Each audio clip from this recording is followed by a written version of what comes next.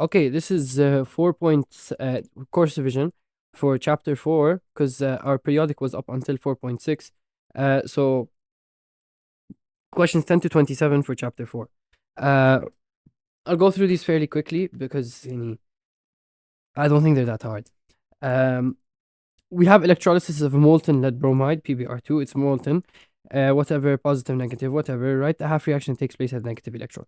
Remember, in electrolysis, the negative electrode is the cathode, right? And at the positive electrode is going to be the, they gave you, they just wrote it for. Okay, yeah. You guys know the metal always goes, the cation always goes to the cathode and the anion goes to the anode in electrolysis, okay? So, نحن our product is going to be what? PB and Br2. طيب. At the cathode, we always have reduction. Red cat. Reduction. Reduction is gain of electrons. So I need to add electrons. I need to add something I need to add electrons to get what? PB. So, how do I cancel out the minus here? I have to make it plus, right? But the charge of PB is 2 plus. You guys should know this. Memorize this. PB is always 2 plus. Usually they give you easier charges, not like this. Okay, so 2 plus, how do we cancel it? We put 2E minus and you get PB. Okay, always. It was molten. Remember, it's molten, so it's not going to be aqueous then solid. No, it's going to be liquid, liquid. Okay? Always like this. At reduction, always at the cathode, if you want, just memorize it. Something plus electrons to get that something just without a charge. Okay, that's at the cathode. At the anode, it's something to produce that same something with a charge, let's say plus electrons. Okay, always memorize it like this. طيب. At the anode now, it's gonna be oxidation. So we're gonna gain no, we're gonna lose electrons. Okay, what do we get? What's the product at the anode? It's Br2. So I should be getting Br2. And remember, oxidation. Anode is oxidation, so you're always losing electrons. Okay, obvious Br, so we're getting Br over here. And you guys know Br is Br minus because it's in group 7, the charge is negative. Balance. 2 Br, 2. Now I have two minuses, so I have to have how many minuses? 2. Since it's molten, it's liquid, but Br2 is a gas. F, Cl, Br, I are all gases. Okay? But they start as a liquid because it was molten. Okay? Write the chemical equation for the electrolysis of molten lead bromide. I think it's you just combine these two. Okay? The electrons cancel with each other. And when you combine them, you're going to get Pb2 plus liquid plus 2Br minus liquid to produce Br2 gas and PB liquid. I just need to take a look at the answer key. I don't have to open. 1 second. Course questions solution. Yeah. Chapter 4. down, down, down, down. We're on question 10. That was the 11, yeah? So, yes, this is... Oh, they don't want state symbols? Okay, that's good. Oh, okay. Ah. Okay, okay. Okay, yeah. So, when they say they want the whole chemical equation for electrons, we got this. But what they did is, obviously, PB2 plus and 2Br minus is the same as just saying PBBr2. Shit, why did I put the 2 like that? PB is the same as just saying PBBr2. And just write it as PBBr2, decompose into what's our product? Br2 gas and PB liquid. Okay. Honestly, I see a question from electrolysis coming in the written, or something from chapter 4. I see it coming in the written. And for sure, we will get it. I'm gonna upload a video later, not now. PBR2 is liquid because it's molten. At the end of chapter 4 notes I have here, I have 16 past paper questions. 16 or 19? 19, yeah. I'm gonna solve all of these when the time comes. Right now, it's currently Tuesday, and the final isn't until next Thursday. That's in 9 days. So I'm pretty much focusing on other things right now. For now, I'm just uploading course division and yeah, and the quizzes. The quizzes are already up at the time I'm recording this. So I will definitely upload these past papers because at least one of them will come in the written. I'm telling you from now. Okay. It would be a shame to get it wrong if we have the past papers. So this is question 11 done. We have from 10 till 27. Ah, wow. Okay, identifying each of the following the products form at the... okay, this is a nice, easy question. طيب, we have concentrate solution, solution, solution. So they're all aqueous. What's our rule for aqueous? If the cation is copper or Ag, then you're gonna get copper or Ag here. If not, then you're always gonna get hydrogen gas at the cathode. Let's see. Sodium bromide, is there copper or Ag? No, so we're gonna get hydrogen gas. Here, silver nitrate, it's Ag, so what are we gonna get? Ag. Okay. Potassium bromide, is there copper or Ag? No, so we're gonna get hydrogen gas. Type, easy. At the anode, what's our rule for the anode? If it has Cl, Br, or I concentrated, then you're going to get Cl2, Br2, or I2. NaBr, concentrated. So what are we going to get? Br2, and you have to say the state, gas, huh? Silver nitrate, is there ClBrI? No. So what are we going to get? Oxygen gas. Okay. KBr, it's dilute. It's dilute, not concentrated. It has to be concentrated, huh? It has to be concentrated. If it's dilute, it's the same as not having Br at all. So you're going to get oxygen gas. This was the table over here. Okay. Question 13. Concentrated HCl is electrolyzed using the apparatus below. Okay, this was in the quiz actually. Label on the diagram the position of the electrodes. Here, this one here would be cathode. Wait, no, sorry, this one would be anode. This one would be cathode. Because, you know, in electrolysis, the cathode is negative. You see the negative side of the battery, the short side, and the anode is always positive, the positive side of the battery. Okay, let's see. Positive is anode, negative is cathode. Yes. Okay. What are the two observations? You know what? Actually, I guess it would be better to put.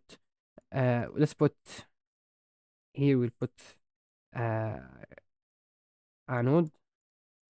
Write it here. Don't put it up. And here would be cathode.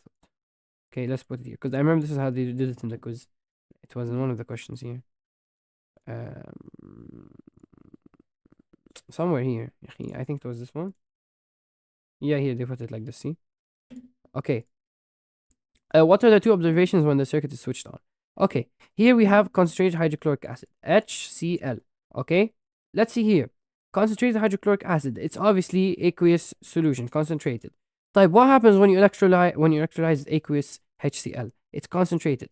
What we have? The cathode, and we have always the anode.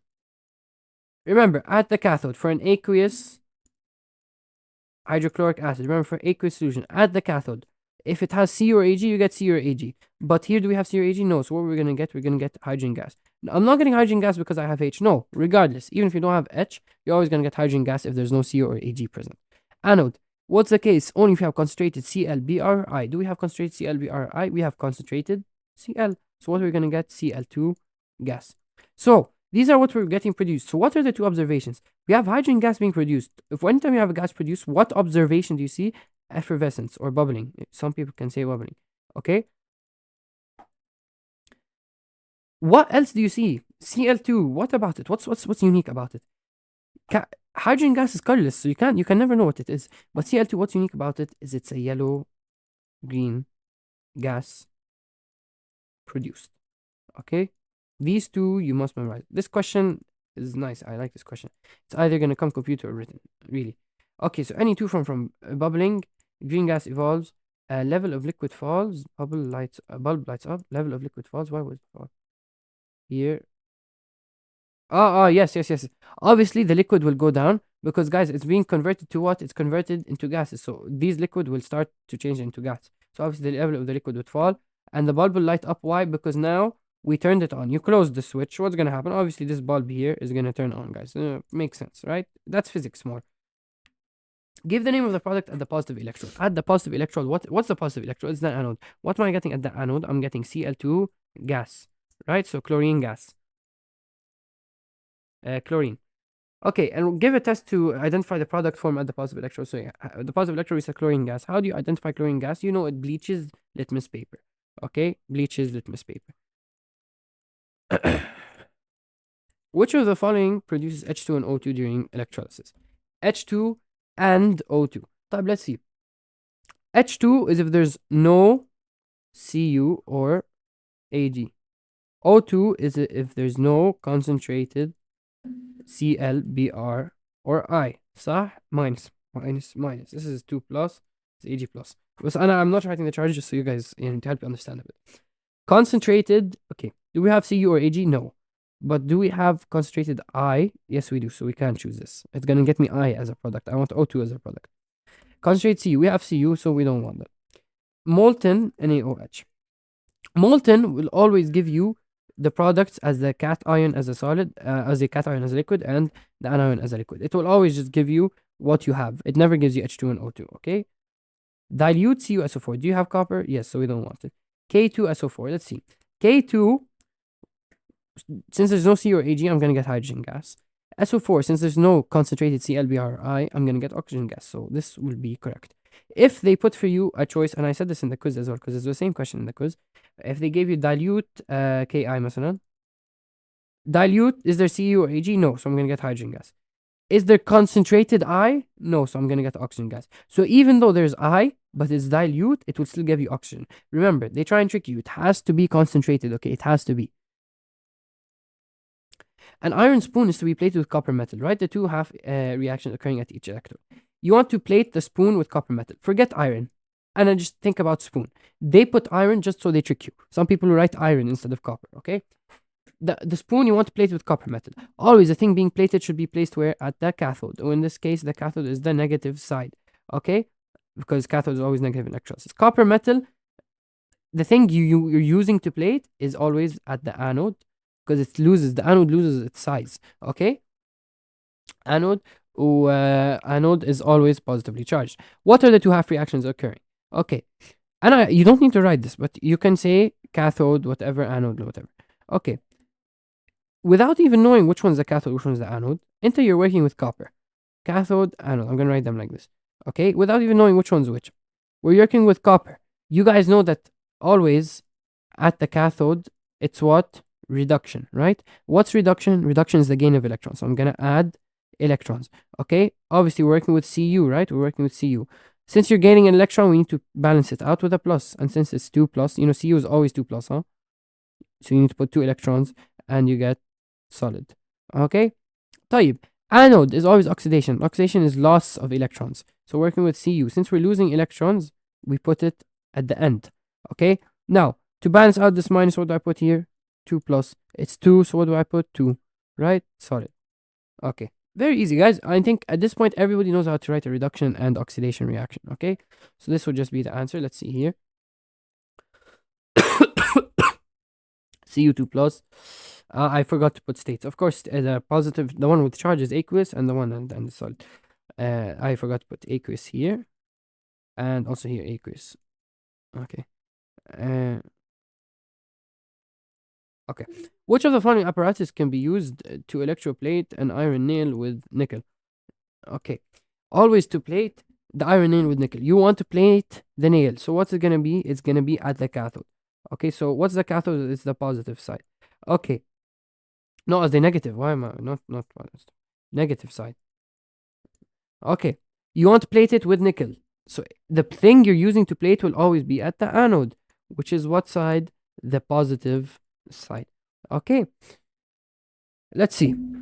We need to see. Obviously, this is not a choice, but in the quiz, this is one of the choices. I don't know why. Anyway, it's this one. Why? You have your nail at the negative side because it's the cathode, and you have the nickel at the positive side because it's the anode. Also, we have another one that's the same thing, but what's different here? You want to plate it with nickel, so the solution you're placing it in should contain aqueous nickel. Realize how I said aqueous nickel, not solid nickel. I can't just have nickel like this. It has to be aqueous. It has to be dissolved, okay? So it has to be aqueous. So that's why I'm going to choose A. Here I have iron. Show me the iron. I want to plate it with nickel, right? So it's going to be A, okay? For those who still don't understand what electric plating is, basically, you have any metallic object and you want to you have any metallic object and you want to cover it with some metal. Okay, so what you use is something we call electric plating. So this spoon, you want to cover it with silver. You connect it to a silver rod and turn on the electric current. And basically, the silver will migrate to the spoon. It migrates through the solution. Okay, you have to know this. Hydrogen fuel cells may be used to replace combustion engines in cars. Give the reactants involved in the reaction occurring in a hydrogen fuel cell. In a hydrogen fuel cell, you have two things reacting, oxygen and hydrogen. Okay, give the chemical equation for the reaction that occurs in a hydrogen fuel cell. You're reacting H2 gas plus O2, also gas, to produce H2O. And to balance this, I guess you have two O2, so you have to put a 2 here, and now you have 4 here, so you have to put a 4 here. So this is the reaction. Liquid, obviously, water is liquid. What are the advantages of hydrogen fuel cells? I guess they produce a lot of energy. That's the only one I can think of to the top of my head. Okay, so hydrogen gas and oxygen gas, and this is the balanced equation. Okay, did they say name? Give the reactants. Okay, I guess it would be better to name them oxygen gas and hydrogen gas.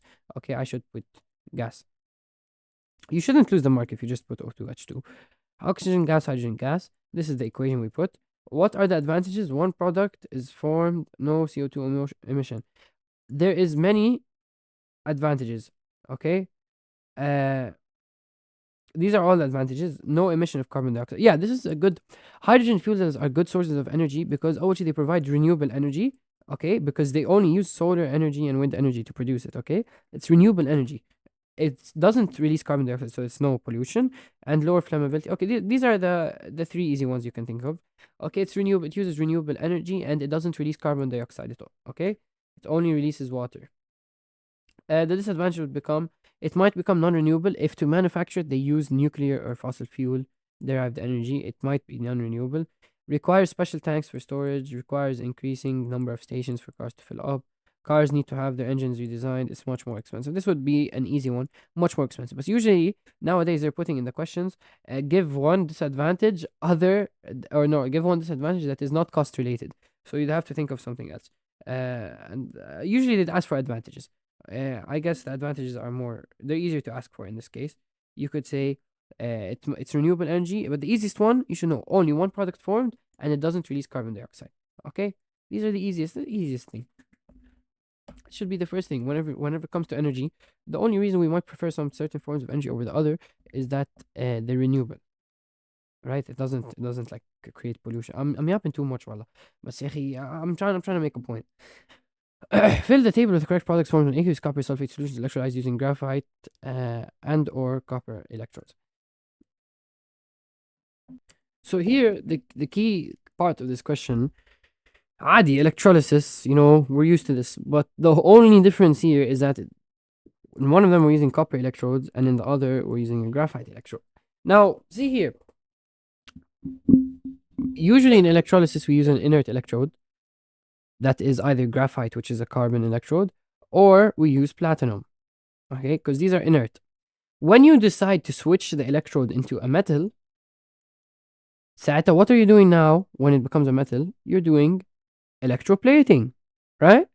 So what's going to happen here is, let's say I set it up, okay, electrolysis, عندك الcell هون, الcathode, هون is the negative side, وعندك الcathode, say I have the spoon over here, okay, okay.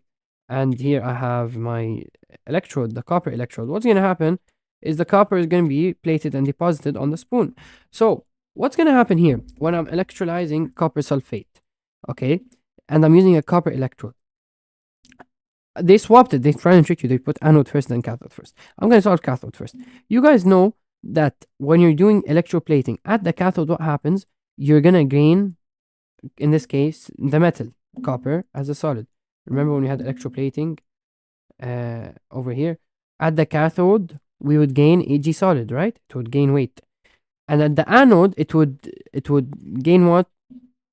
Copper ion. In this case, Ag plus ions. It would lose weight and turn into Ag plus ions. So here,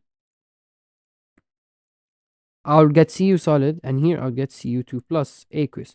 Because the anode is turning the copper electrode, it's losing weight, turning into ions, which then migrate in the solution towards the cathode where it turns into a solid. Okay. How about if we use graphite electrode? Now when we're using graphite electrode and inert electrode, خلاص, it's like any other normal electrolysis. So at the anode, what are we going to, you're careful how they said anode, huh? At the anode, what are you going to get? Remember, it's aqueous. If you're electrolyzing an aqueous solution, at the anode, what are you going to get? If there's no Cl, Br, or I, what are you going to get? You're going to get oxygen gas. Okay? At the cathode, what are you going to get? If there's no Cu or Ag, you're going to get hydrogen. In this case, we have Cu, so we're going to get copper solid. Okay, so these are the answers, but they just kept it. They wrote it Cu, copper, copper, oxygen, copper. In my copybook, the way we wrote it in class, we wrote it like this. Okay, I prefer to write it like this because it shows until you understand. Really. Okay, 19. When acidified potassium manganate, okay, this is important, is added to a reducing agent, it turns its color from purple to what? Obviously colorless. And when acidified potassium iodide, which is a reducing agent, is added to an oxidizing agent such as chlorine or hydrogen peroxide, what happens to the iodide? It turns into a reddish brown color. Okay, memorize these. These are important. Yeah, and these are the stuff that come like part B questions, you know? They don't really ask these as full questions. 19, colorless, red brown, obviously. Oh, the rest of these are multiple? Inshallah they are, man. I don't wanna do written. Okay. Oh, okay, 23. Okay. Oh my god, that's a lot of parts, wallah. عيوني نحاولوا bro. Oh my god. Oh شكلي ما حخلص اليوم. Oh my days. Okay. Let me chop wallah. Okay. Here. 20. Which of the following pairs of metals would produce the largest voltage? Okay. This is not 4.7, it's actually earlier. To produce the largest voltage, there should be the biggest difference between E zeros. The further the difference is, the more voltage you get. مثلا, if you're using Ag and Cu, they're close to each other, so there's not going to be a big difference, okay? The larger the difference in voltage, or the larger the difference in E0, the more voltage produced. So obviously, we're going to take the highest one with the lowest one. So it's going to be gold, Au is gold, that is from the periodic table, and Mg, which is magnesium. So magnesium and gold, B. Which of the following electrolytic cells form gases at both of its inert electrodes? They said gases, and they didn't really specify which gas. I haven't really read the choice. Let me read the choices. Aqueous sodium iodide. Okay. I guess it should be, wait. It should be A, C, A and C. Should it be A and C? Just C? Why not A? Wait. Okay, so I just figured out iodine, you're gonna get I2, okay? I thought I2 was a gas, but I2 is a brown solid, reddish brown solid. I don't know how Madame has thought it was a gas. So, in our rules here, Cl2 would be gas, Br2 would be liquid, and I2 would be solid. Okay, just if it came up, okay? So sodium iodide, remember our exceptions was ClBrI, they would give you Cl2, Br2, I2. Here I would get I2. I thought it was a gas, but it's not, so it's going to be a solid. Sodium will obviously give you hydrogen gas because there's no copper, no Ag, so you're going to get hydrogen. Iodide will get you I2, but I2 is a solid. Copper sulfate. Copper would get you copper, right? Sulfate will get you oxygen gas. Okay? خلاص, I'm not going to keep on repeating myself. Why? خلاص, copper, because there's copper, you get copper. Sulfate, there's no ClBrI, so you're going to get O2. Okay. They said they want both of them. They want two gases. This is only solid gas. Sodium, so you're going to get, obviously, hydrogen gas. Chloride will get you Cl2, which is a gas. So now you have two gases, H2, Cl2. So you're going to get, part C is correct because it gets you two gases. أكيد المolten ones they're wrong because you don't get gases, okay? 22. Which of the following represents a reduction change? Which one's reduction? Reduction means oxidation number went down. Okay. It was 0, it went to +2. That's obviously oxidation. H2O2 went to H2O. Here, H2O2, the charge of it was 0. How do you do it? Remember, Anna, I tell you, find it from your oxidation numbers, okay? Let's see, H2O2. In H2O2, oxygen is -2, right? You know, O is -2, صح? So I have two oxygens, so 2 times -2, okay, which is -4. So how much? I have two H's, -4 should be equal to 0, so H is equal to +2. Okay, H is equal to +2, O is equal to -2 on the left. On the right, O is always equal to -2. Okay, wait, no. Shit. This is an exception. H2O2, and when you have H2O2, it's one of the exceptions I remember of the oxidation numbers. Somewhere. Is it this one? Yeah. The exception with peroxides H2O2, oxygen will be -1. So here, oxygen, since it's with since H2O2, oxygen is going to be equal to -1. They put this to trick you, and this could come, wallah. O is -1, so you have 2 times -1, and you have 2 times H, right? And what is this going to get you? 0. So you're going to get 2H minus 2 is equal to 0, so you're going to get H is equal to +1. Okay, so O is -1, H is equal to +1. Let's see, did it change? On the right, is it H2O? Is it a peroxide? Peroxide means you have 2 oxygens with 2 hydrogens. Is there that? There's only 1 oxygen, so O is just going to be equal to -2. How much does H be? You have 2 times H minus 2 equals the charge 0. So again, H is going to be equal to +1. But O is going to be equal to, in this case, -2. Let's see. It was -1. It reduced to -2. The H didn't change, and I don't care about the H. We want reduction. We just want to see, did any of them have a decrease? Okay. If H increased, then it would be redox. And I don't want redox. I want reduction. Okay. I wanted a decrease. -1 to -2 didn't it decrease? Yes. So 2 is correct. How about Cr2O42 minus? CO42 minus. It equals the total charge -2. So, okay. 4 oxygens. So 4 times -2. Okay. 2 chromiums. So 2 Cr. Why am I substituting O with -2? Because these are the things that if you see them in your هيدا, you can substitute their charges immediately. Okay. طيب. You have 2 Cr plus 4 times -2 equals -8. So you're going to get 2 Cr minus 8 is equal to -2. So you're going to get Cr is equal to +3. Okay. So in this case, Cr is +3 and we used O as -2. Okay. Over here on the right, Cr2O7, 2 minus. We have 7 oxygens, so 7 times -2. The total is -2. How many chromiums do I have? 2 Cr. Okay, so 2 Cr minus 14 is equal to -2. You're going to get Cr is equal to +6. Okay, in this case, we had O is equal to -2. We had an increase in oxidation number. So this is what? Oxidation. Is it reduction or it's oxidation? Okay, and my O stayed the same. So the first one was oxidation. The second one was reduction. And the third one was also oxidation. So which one's reduction? 2 only. It should be D. Yes. Okay. Question 23. بلشنا باللong questions. يا الله. A student assembled the following electrochemical cell. What is the direction of electron flow in this electrochemical cell? طيب. Here, it said electrochemical cell. Not electrolytic cell, electrochemical. يعني this is galvanic, okay? And also you can tell because it's 2 metals. Okay. Electrons always flow. Regardless of whether it's anode or cathode, electrons always flow. Regardless of whether it's electrolysis or galvanic cell, 2 things stay constant. Current always flows from cathode to anode. Okay, you should know this. Okay, memorize it.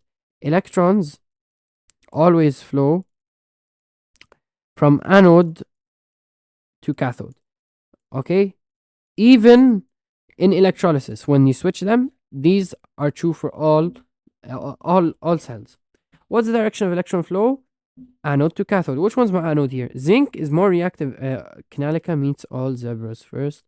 Yeah, zinc is more reactive than iron. Okay, they should tell you this, but yalla. Okay, zinc is more reactive than iron. So which one's the anode, which one's the cathode? Always the more reactive one is the anode, and the less reactive one is the cathode. طيب.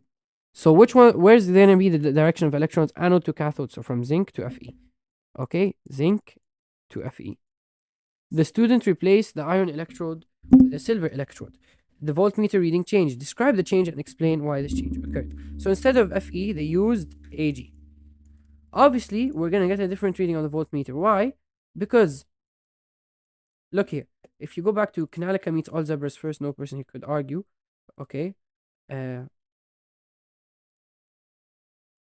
Here, this is.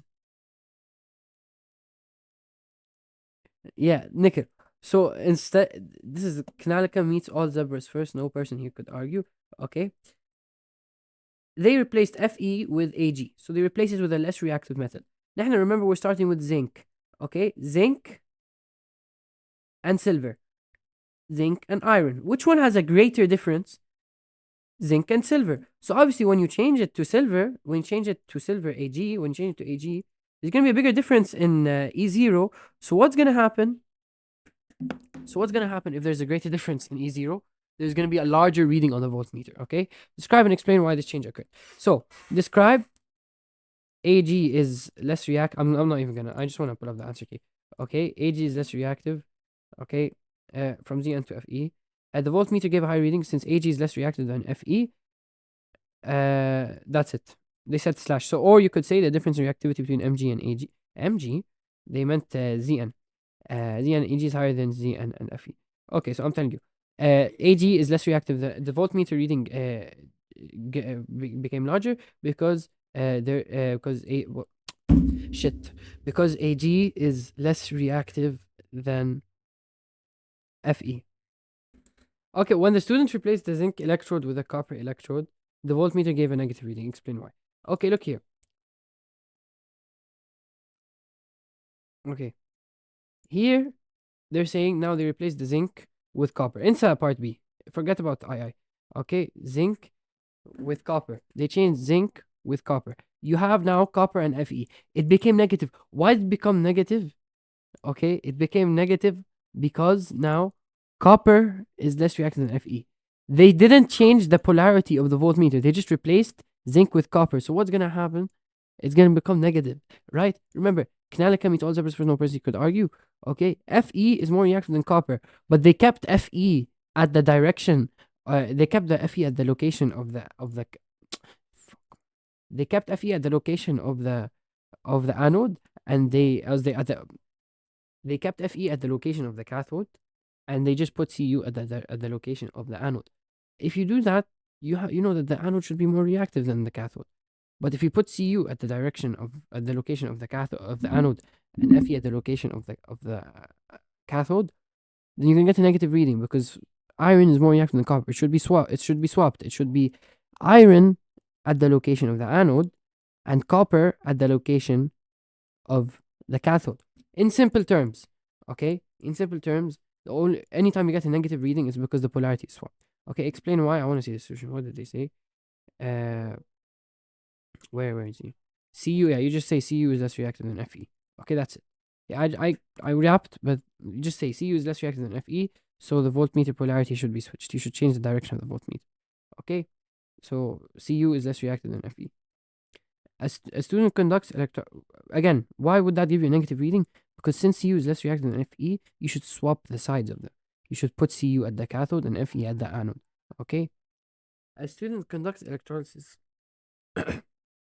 concentrated aqueous solution of sodium chloride using the following apparatus. Which particles allow the flow of electric current in the sodium chloride solution? Obviously, what allows electric current in NaCl solution? Obviously, Na plus and Cl minus. I think I need to see the answer for this. Yeah, Na plus and Cl minus. In any solution, what allows the flow of electrons is the ions, Na plus, Cl minus. Give two reasons for the use of graphite as electrode. We want, well, you know why we use graphite as the electrode, graphite and platinum? Because they are inert. So the first one I think of is inert, but I wouldn't think conducts electricity. But now, yeah, I guess that makes sense. You can't use an insulator. Obviously, you can't use an insulator, right?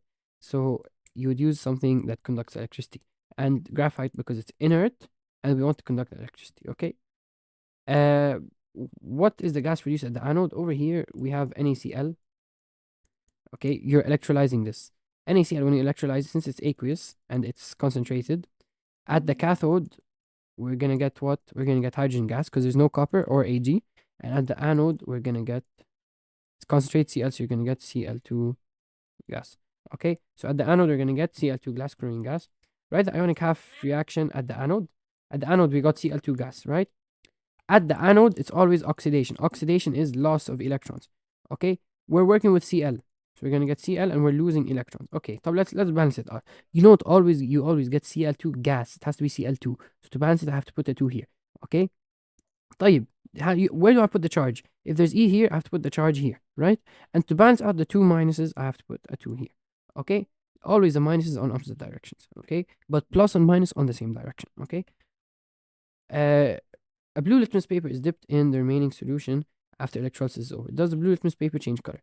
Obviously, oh wait, I forgot to include state symbols, guys. Wait, if the charged one's aqueous, this one's gas. Yeah. Okay. Does the blue litmus paper change color? Yes, it will change. It will become bleached. Why? Because chlorine gas bleaches litmus paper, right? Huh?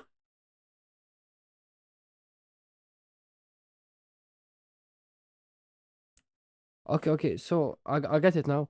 Basically, they dipped it in the solution after electrolysis. Okay, they did it after electrolysis. So basically, what happens? I can find my text. So what happened is now we got hydrogen gas. Okay, notice for any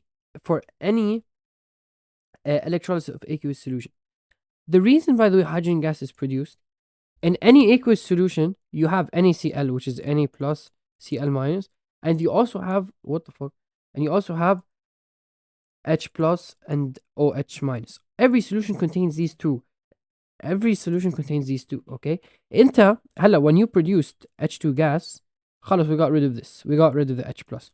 And when we produced Cl2 gas, we got rid of this. What are we left over with? They said after electrolysis, you left with Na and OH, which is what?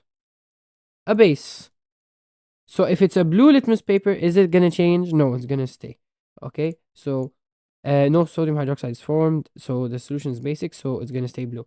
So anytime you have any electrolysis of any aqueous solution, let's say Ki, okay, concentrated, you're gonna get H2 مثلا, and you're gonna get I2. So what are you left with? What other than H2? K. What other than I? OH. So the remaining will always be KOH. Okay? No, just remember this. Question 24. Electrolysis is used to break down ionic compounds. A student conducts an electrolysis for a concentrated solution of copper chloride. One way to know whether, yeah. One way to know whether it's a galvanic cell or electrolysis is usually if they give you inert electrodes, that's a sign that it's electrolysis. Or if they give you يعني مثلا here where it's two metals, then that's obviously not electrolysis, that's a galvanic cell. Okay, why is it recommended to use inert electrodes in electrolysis? Because obviously we don't want them reacting with it to prevent any unwanted side reaction, right? Okay. A solid or you could say to prevent any unwanted reaction with the solution, or yeah, just say it to prevent any unwanted reaction. Okay. A solid deposit, because inert means it doesn't react. No? A solid deposit is observed at the negative electrode. Identify this solid. Obviously, here we have copper chloride. What's the solid? Cl2 will get me what? Cl2 gas. But copper at the شو اسمه at the cathode will give me what? Cu solid. Because remember, you always get hydrogen gas except for when you have copper or silver, right? So in this case, copper solid. Okay, so copper. And what is the half reaction at the negative electrode? Then negative electrode is the cathode. Okay, and at the cathode that is copper, right? We're getting copper. Red cat. So we have reduction at the cathode, right? Reduction is gain of electrons. Okay, I have copper. I'm gaining an electron, and I'm gonna end up with copper. If I'm gaining an electron on the same side, I should have plus. But copper is 2 plus, so I should put 2e minus, and it's gonna end up as a solid. Also, we know that the product is a solid, right? So copper aqueous. Okay. A fizzing is observed at the positive electrode. Identify the gas released. Obviously, chlorine gas. You can't say chloride, guys. Chlorine gas. And explain how it forms. How does it form? Chloride ions. Okay, yeah, they get oxide. Okay, that makes sense. Okay, because the Cl minus in the copper chloride, right? Copper chloride contains Cu2 plus and Cl minus. The chloride ions lose an electron to become Cl. Okay, so they lose electrons to become Cl. Okay, lose electrons, or you can say get oxidized, because you guys know that this is the reduction at the cathode, and at the anode we're gonna have chlorine, which is being oxidized. So you can just say it became oxidized. It got oxidized. Identify the species that is reduced in the solution undergoing electrolysis. So which one's undergoing reduction, guys? It's Cu2 plus, right? So you say Cu2 plus copper, or you can say this is identify. So you can say copper ions. A student wants to electroplate an iron rod with chromium. At which electrode should he place the chromium rod? I want to plate the iron rod, right? The thing being plated goes at the cathode. So the chromium rods are going to go at the anode. Okay, so the chromium should go at the anode. Suggest a suitable electrolyte for this electrolysis. You want chromium, right? Chromium is Cr3+, or it's positive. Okay, let's see any electrolyte for it. Anything. You just put anything that always dissolves. The best thing, in my opinion, that always dissolves, choose something from the big five, such as NO3 minus. Okay, and if you crisscross, you could get CrNO3 3. Okay, so chromium chromium nitrate. Okay, let me see, is this correct? Chromium nitrate, yes, or any chromium solution. Okay, anything is acceptable, but in my opinion, it's easiest to choose something from the big five. Okay, write the ionic half equation occurring at the negative electrode. The negative electrode is what? The cathode. And at the cathode, we have reduction, right? And we're talking about, in this case, chromium. Remember, they put iron rod to trick you. Now we want to plate chromium. Okay, we want to use chromium. So what's happening at the negative electrode? It's reduction. Reduction is gaining electrons. So we have chromium, we're gaining an electron, and we're ending up with chromium. Since you have minus here, that means you should have plus here. What's the charge of chromium? It's 3 plus. So Cr3 always start aqueous, and you end up solid. Aslan, at the cathode, it gains in size. It increases in size. So it turns into solid, okay? At which electrode does oxidation occur? It's always, I forgot to balance the 3E. Thank you to Layth Nasser Saleh Alawi for that one, guys. At which one does oxidation occur? Oxidation always occurs at the anode, okay? Give a reason why chromium is used in I have no idea. Decorative or protect from corrosion. Okay. In general, they're just saying, why do you guys use electroplating? Always say protect from corrosion. Okay.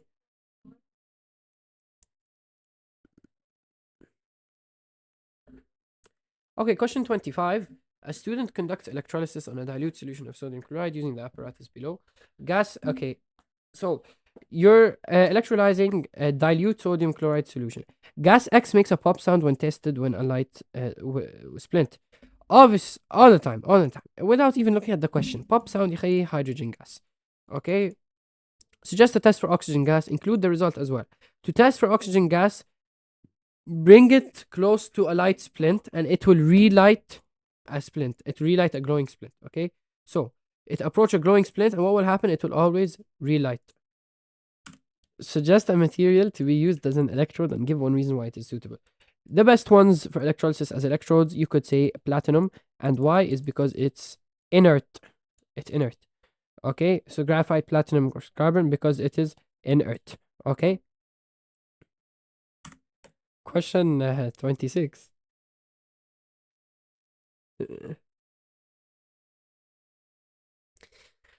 The below apparatus is used to break down molten lead bromide. Question 26. The below apparatus used to break down molten lead bromide. What's the process shown in the figure? Obviously, it's called electrolysis. All right. Electrolysis. What are the expected observations on the positive and on the negative? Okay. Molten lead bromide on the cathode, anode. Always for the cathode, you're going to get the metal part of it, the PB2, the PB, and bromide, you're going to get Br2 at the anode. Okay, always it's like this, right? So in the positive electrode observations, okay, expected observations, I think the cathode will grow in size and the anode will decrease in size. Ah, ah, ah, okay. So on the anode, they said effervescence and bubbling. Yeah. Okay, yeah. So basically, now we're getting Br2, which is apparently a gas. In this case, I think because it's molten. When it's molten, it's at a high temperature, so it's gonna turn into a gas. But remember, in these cases over here, we said Br is a liquid, صح? But here it's a gas. Why? Because it's molten. We're at extremely high temperatures, so it's gonna be released as a gas. So at the anode, we're gonna get what? We're gonna get bubbling. Okay.